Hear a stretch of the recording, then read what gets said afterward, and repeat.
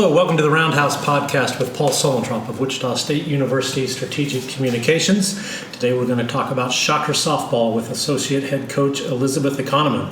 Elizabeth is entering her sixth season with the Shockers. Wichita State went 34-18 last year, played an NCAA regional for a second straight season, and the third time in the past four. We've got a big weekend for Shocker softball coming up. They have their banquet on Saturday night. On Sunday, the Shockers open their fall schedule versus Pittsburgh State, which is where Elizabeth coached for 6 seasons. That scrimmage is at 1 p.m. Let's start. We're sitting in the press box at Wilkins Stadium. We're about 20 yards from the new batting cages and turf. It looks like there are 4 new batting cages. There's a turf area. I guess you could take some infield practice. What all do you do over there, and how does that help this Shocker softball program? Well, it's an unbelievable space to have added to our practice area. So we've been in it for just a month now, and there's actually 6 regular-sized cages. There are 3 big cages if you pull the middle partitions back. So we're able to do lots of station work or get more ball flight information. If you want a bigger cage, so you can see what direction, how far, how hard, all that stuff on the ball. But we do have extra space. The pitchers have been able to throw down there when they all 5 work together and do pitching conditioning. Opposing teams will be able to warm up down there.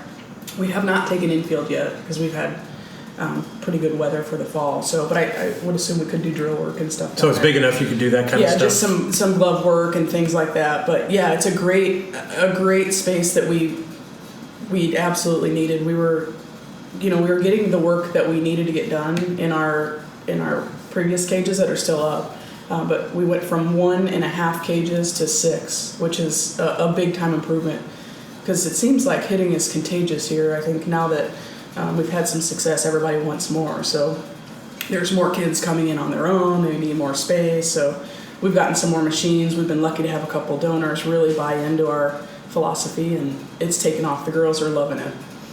Ball flight information, so that sounds like the video tracking, all that kind of velocity, all that kind of stuff that we hear about. How much is Shocker softball using those kind of things? It did sound pretty smart when I said it. We do have some technology, and we do use it. We have not used it a ton down there yet, but they're able to see the flight of their ball, because sometimes in the cage you hit a ball and you think you hit it really well, but it's a cage bomb. It goes off the top or the back pretty hard, but in the real, if you're hitting on the field, it might fizzle in the center field or so. So we do talk about spin and contact points and whether you actually hit it hard or you think you hit it hard a lot down there. But we are incorporating some technology, just that came out a little bit smarter than it probably should have. Well, it did sound really smart. Is softball, this seems like now it's just a given in baseball. Is softball, big picture, on the same rate as baseball? Did baseball adopt it sooner than softball? I think a lot of that technology stuff did start with baseball, but it's really becoming popular in softball, and a lot of big programs are getting the big time technology to put up during games and give that data, the exit velocity, the launch angle, the projected distance. They're putting all that stuff out. Some of the bigger programs do a lot of that. We would like to get to that point. But we have hitters too that, like Sid McKinney, may not hit it as hard as Lolo, but that's okay. It worked out fine for her. So there's lots of gives and takes. I always tell them the harder they hit the ball, the less likely it is that somebody will step in front of it and catch it. So it's beneficial, but not necessary every time. Okay, you've been here 6 seasons. The last 3 or 4 have been, with the NCAA appearances. We call this the best run in Shocker softball history. So kind of big picture, how's that change things as far as local attention on Shocker softball? Do you hear more, do you hear more comments maybe in the grocery store, things like that? How would you quantify maybe how things have changed? Locally it seems like we're more recognizable, I think, and for us, I usually leave here when I go to the grocery store and I'm wearing my softball gear, and so that catches somebody's attention, and then they talk about it a little bit, or they've seen it on social media, and because our girls are doing a great job of using their platform for positive posts and all that, so it does seem like we're a little bit more recognizable. I think now that I've been here for 6 years and my family's been here for 6 years, we know a lot more people. Our kids are at daycare and school, so we're reaching a few more. So then we get more fans, and then they talk about it and they tell their other teachers. And so it becomes kind of a new network of people that start getting excited about it. So kind of tapping into maybe a new group of people that haven't otherwise thought about softball. I was hoping, and I think our coaching staff as a whole was hoping that it would really impact recruiting, and I think it is. We wanted it to be immediate as far as going to back-to-back regionals and then getting the attention from bigger recruits. We were hoping it would take, make an immediate impact, and I think it will eventually. It just hasn't had the quick onset that we wanted. I think our new batting cages are a big deal. I think the investment the athletic department is showing into our facility in general is going to make a big impact on recruiting. But yeah, when it comes to local people, they all want to come out and watch a game. My chiropractor this morning wanted to know our fall schedule, so he'd come out and watch. He thinks it's a blast. So it is. It is a good game. I think it's definitely. I was going to ask about recruiting because I think that's everybody. A lot of people, myself included, just assume, all right, well, you had this success, and everybody around here thinks it's fun and thinks, why would you not want to be a part of this? But recruiting probably works differently. Do you think about it as, all right, 5 years ago we were involved in a pool of say 100 kids, and maybe we got one or two of the top 20, and now it's not any easier. Coaches never like that word, easier recruiting, but now we can get maybe 3 or 4 of our top 20, and instead of maybe taking maybe a project out of the bottom of that list, we're trending toward more of our kind of kids. Is that a way to think about it or explain it? Yeah, I mean, at times I think our coaching staff does an amazing job of developing talent. So we're getting some looks from the kids that are higher on our list than we had 5-6 years ago. But recruiting becomes harder because now we have to replace Sid McKinney and Lolo and Zoe Jones, and that's different than replacing maybe 3 seniors from 7 years ago. So the level of talent, you'd always like to make improvements when you bring in a new player, or at least see the potential in their ceiling being higher than those that are graduating, which is hard in some instances. Well, I mean, some of our players it's going to be tough to replace Sid McKinney, but everybody in America would have a tough time replacing her. So we're not alone in that. But our coaching staff really digs in and develops talent. So I think our recruiting focus has become more on kids that have been in winning programs, that have that kind of competitive edge, that hate losing, but that also want to dig in, roll up their sleeves, and get better. So and I explained to the recruits when we're on the phone now, because September 1st has passed, so we can talk to juniors now, so 2024 graduates, and we try to explain to them that we're looking at a 6-year window, that by the time they get to college, they'll have 2 more years of high school club ball to improve.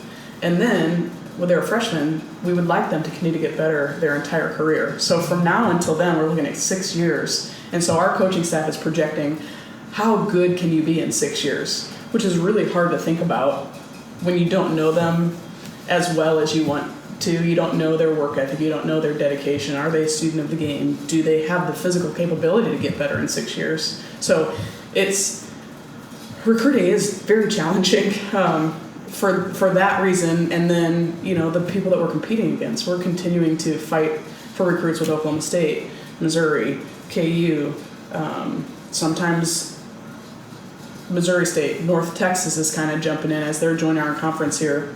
In the next couple of years, we find ourselves fighting over the same kids with them. So it becomes a little bit of a dogfight, and then we have to step outside the box and say, okay, what fits our program? How can we develop these kids to turn them into what we will need in 4 to 6 years? So it's a little bit of, you have to really have a crystal ball.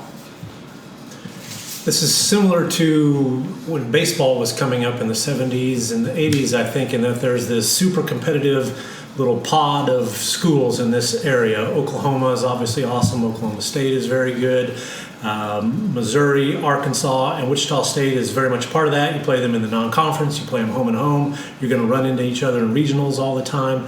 How does that help telling a recruit, look what we're a part of, look who you're going to play with and against? We're kind of in this little group here in this area. Yeah, recruits love that. When the American Conference is pretty competitive softball wise, or has been in the past. And then when you tell them how close we are to the Nebraskas, Arkansas, KU's, Missouri's, Oklahoma State's, we're going to play a tough non-conference schedule, and kids love to go and be the underdog and go to big places that are going to have big crowds and upset them. And I think a lot of the kids that we will play against on these other teams are friends or former teammates of our current roster. So then it gets a little more competitive, that they want to take it out on so and so who chose this school over us, and then it gets pretty intense, and it creates some fun rivalries.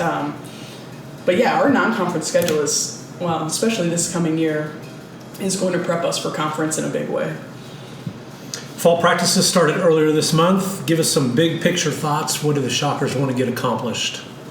Yeah, I think our practice has been really good so far. We've had, I think as soon as school started and everybody got kind of settled in and was able to come out and get some reps and get in the weight room and kind of get settled before practice started, we had the most interest of any team that I've seen in my 6 falls, meaning there were more returners that came out and did stuff on their own and just were ready to kind of itching to get after it. And really our freshmen this year, typically freshmen come in, they're a little tentative. They're not sure, can I do this? Am I going to step on any toes? They're kind of trying to find their way in just about everything. And this freshman class didn't hesitate as much as classes in the past of jumping in and being vocal and coming out and doing extra reps and being kind of jumping right in the mix of things and making themselves mesh immediately. And that goes for our transfer as well from Lauren Hall from Arkansas. She jumped right in, and it feels like she's been here the whole time. So I think the immediate cohesiveness of the team was really obvious for some of us, and that was fun to watch the kids come in right away, run through the office, say hi, going out, going to take some swings, and just they couldn't wait to get back, which I think is fun coming off of a great season, but also really exciting knowing that we returned a big chunk of our squad from last year, and they know what it takes to compete at a high level. So they're out doing the stuff. The freshmen have bought in right away, so we shouldn't really skip a beat. Now, we might take some lumps in the fall. Our fall schedule is tougher than it has been in the past, and that's by design. Coach B, wants to see how we stack up against Oklahoma State, KU, Missouri, because that's reality for us in the spring. We need to see how we can handle big-time competition and really strong pitching from the opponent. So we're going to throw ourselves right in the fire and give us a good list of things that we're going to need to improve upon before February. So 6 years, top 7 hitters are back, so you've got a lot of experience. Hit us with some of the newcomers who are making a good impression at this early date. Yeah, on the hitting side, everybody's kind of jumped in. I would say Taylor Solacek from Nebraska. She was at Bennington High School. She's power right-handed hitter, kind of a utility. She played shortstop. She can play the infield. She's been playing some outfield for us. Really good understanding of hitting mechanics and approach, and really strong in the weight room. Gets after it. She's kind of caught everybody's attention with her desire to work hard. Hits the ball really hard. Really strong kid. Sammy Hood is from Allen, Texas, another right-handed hitter, really smooth, played for the American Freedom organization out of Texas, which is pretty solid. Lots of potential in her bat. Hits for power. And she hit the record home runs in the Dallas area, something like that. Yeah, I think right. 20 or 21. Pretty highly recruited athlete, plays shortstop, really good glove work. Reminds, for those of us that remember Kaylee Hecker, reminds us a lot of Kaylee Hecker on defense, which is really exciting. Wow. And we'll see. We've got a lot of time here, but some of the stuff that she does with her glove and her arm, we have to double take and go, man, that looks just like her. So that's definitely a perk for us, because we all know how well she did for us on defense. Sierra Hoekstra is another middle infielder from Overland Park, Shawnee Mission, North maybe high school. She can play short. She can play second. She's kind of sneaky fast. Hits from the left side, More gap to gap right now. I think she's really buying in the weight room, and Colin, our strength coach, is excited about her being able to add some pop from the left side. And then Cece Fleming, another left-handed bat. She's from the Chicago area. Really athletic, really strong, put together well. Another utility, can catch, can play outfield, could probably play the infield as well. 5'7", 5'9", like a big athletic, really excited about learning, kind of raw, but wants to jump in, wants to learn, like is a sponge right now, which is really exciting. So she's looking good. I'm always on the spot, and I know I'm going to forget somebody. Sarah Proberts is a pitcher. I would be lying if I could speak to that too much. We won't ask you too much about pitching. Lefty, doesn't hit for us, so I talked to her a little bit about being left-handed. And then Alex Aguilar, another pitcher from Texas, also does not hit, but they've both done well in our inter-squad scrimmages so far, and I think are going to be good additions. And then Lauren Hall, who we picked up from Arkansas. She's from Jefferson City, Missouri. We knew her out of high school and watched her as a club player, and I think she'll be a really big addition for us. Yeah, I think people will be curious about her. She played 2 years at Arkansas, now at Wichita State. What kind of impression has she made? How would you describe her as a pitcher?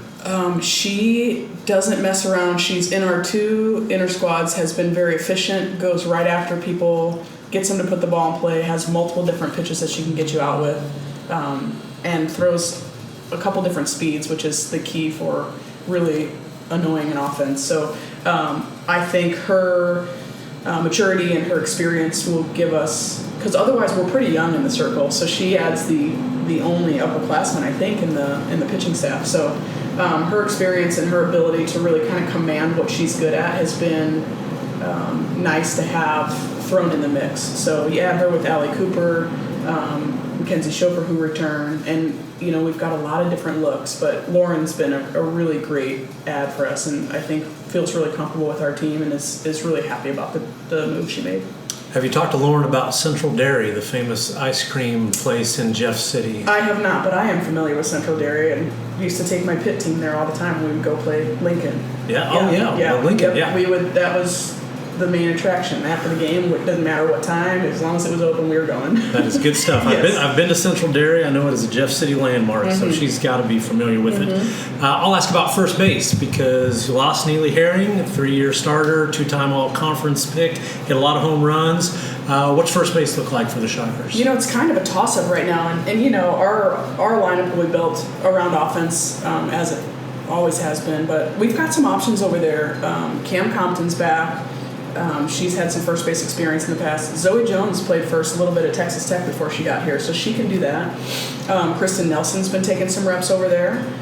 She's good on the corners. And we've added Caroline Talent to the mix because she's very capable, and actually Caroline's offensive, her work that she's put in on the offensive side has taken off in a big way. So we're putting her in different positions to see what fits, what makes the puzzle look the best. But I think we've got 4 options over there right now that we'll probably try a little combination of that all fall. Obviously some having more experience than other. Cam's going to have the most experience, Zoe after that, and then Kristen and Caroline might take them a little bit longer to get the hang of it, but they're both smart, so I like our options over there. So you mentioned development earlier. I would guess maybe Jess Garcia kind of fits that profile. She hit 242 as a freshman last year, bumped up to 326. She really gets on base well, walks a lot. She was second team all-conference last year, playing third, playing catcher. What's next for her as a junior? Yeah, I think the same thing, kind of mixing behind the plate and third base. I think she has a really good understanding of how her swing is built and what areas she needs to improve upon to kind of bump up to that next level to make her more competitive against maybe pitches that she doesn't necessarily love at this point, but she knows what she has to do to get to that point. But she's a tough out, and she's not real big, but she hits for power. She does have a knack for getting on base.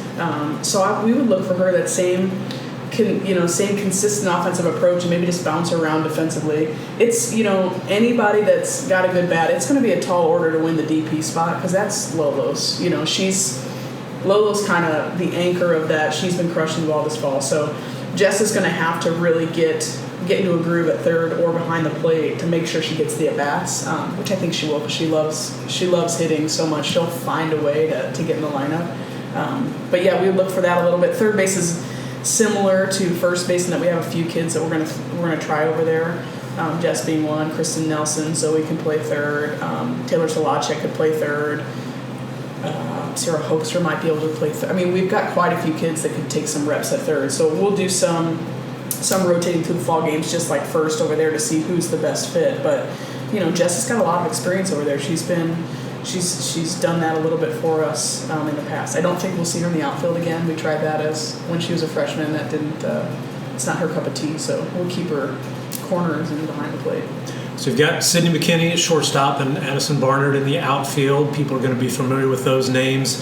So as a coaching staff, how do you challenge people like that? How do you keep it fresh? And I guess maybe that applies more to Sydney, who's been here for 5 years now, has seen it all. Both of them are really, really good. How do you keep pushing them? I think it's, bringing in kids like, Lauren Lucas, who had an outstanding year last year. And, you put Addie B and Lauren Lucas in the, in center field, and you let them duke it out a little bit. And that's pretty fun. And they're obviously a right-handed and a left-handed option.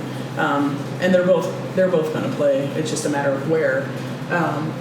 But for Sid, we brought in Sammy Hood's a shortstop, Taylor Solacek was a shortstop, Sarah Hoekstra has been a shortstop. We brought in a lot of middle infielders that you bring in and think that at some point they will take on the role when Sid graduates, or make her continue to get better. Sid doesn't need a lot of external motivation to continue to get better. She really takes a lot of pride in the work that she does. So we never worry about her getting complacent at all. It's been really fun to watch her teach the young ones and really kind of just say, hey, think about it this way, or kind of take them under her wing and show them the way. And that's been, I know some of the freshmen shortstop are looking at her like please tell me everything you know before you leave. I got to take it all in because you've obviously done this at a very high level and have had a lot of success. So I want to know what you know. And Sid takes a lot of pride in that and her ability to be a leader on and off the field, and she does the right thing. And it's really fun to watch from the outside and kind of, proud coach moment where that she's doing all the right things for all the right reasons and our kids are paying attention. So we don't worry about her slacking off. She's going to continue to get better, whether everybody's watching or not. And I think the young ones are watching right now, which is a big key in their development. So Sydney also seems to be stretching her social media wings or legs. Lately, she's making some funny videos. She made one, I think it was her. She interviewed a bunch of teammates, or got a bunch of teammates to do their impressions of Coach E. Yes. Rate the video for accuracy. How on target was it? 12 out of 10. It was spot on. It was very good. to the running form at the end was pretty precise. I loved it. I watched it over and over and over again and just laughed. And I think, for me, I have to be able to laugh myself, and they made it pretty easy. So, but yeah, that video could have been a lot longer because there's a lot of things that I say on a daily basis, and I'm glad they kept it short. At some point there may be round 2 of that. I'm sure they've got plenty of ammo stored up. Did you know they were doing it? I didn't know beforehand, but they kept coming in my office and taking my bucket hat and my sunglasses and be like, I'll be right back with this. So then I figured it out. I didn't know why. It wasn't my birthday, or I don't know, but it was awesome. I loved it. Was there one of the impressions that you enjoyed the most? No, all of them. I loved them all. The running really, I thought the video was over, and then when Jess Garcia took off running into the outfield, that was a cherry on top for me, put me over the edge. But yeah, I definitely have said all of those things this week. Yeah, were there any of them where you thought, I didn't know I did that, or I didn't know they were paying attention? Yeah, I was happy to know they were listening. Because I do oftentimes try to be optimistic while also teaching, or give some type of comedy that maybe it'll stick in their head a little bit, because it's a game after all. Yeah, that was very entertaining. Yeah, I loved it. Thank you, Elizabeth. Hey, thank you. Thanks for having me.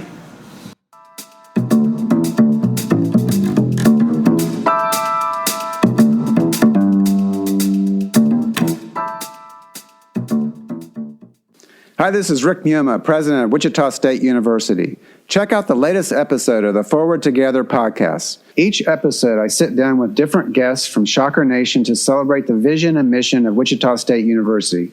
Listen wherever you get your podcasts.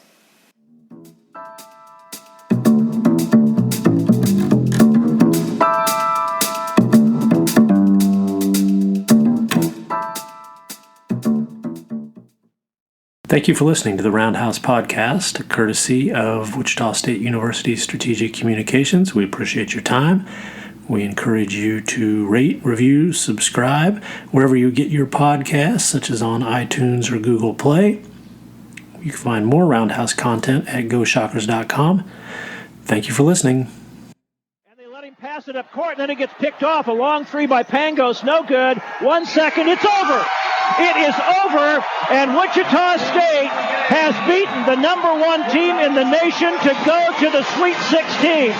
Go crazy, Wichita. I know you are.